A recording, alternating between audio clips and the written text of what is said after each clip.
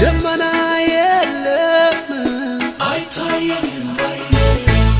ነፋስም የለም አይታየኝም ባይኔ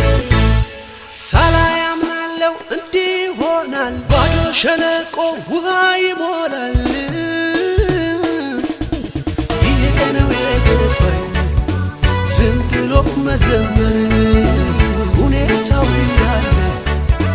እግዚአብሔርን ማክበር ይሄ ነው የገባኝ ዝም ብሎ መዘመር ሁኔታው ያለ እግዚአብሔርን ማክበር ደመና የለም አይታየኝም ባይኔ ነፋስም የለም አይታየኝም ባይኔ ሳላይ አምናለው እንዲህ ይሆናል ባዶ ሸለቆ ውሃ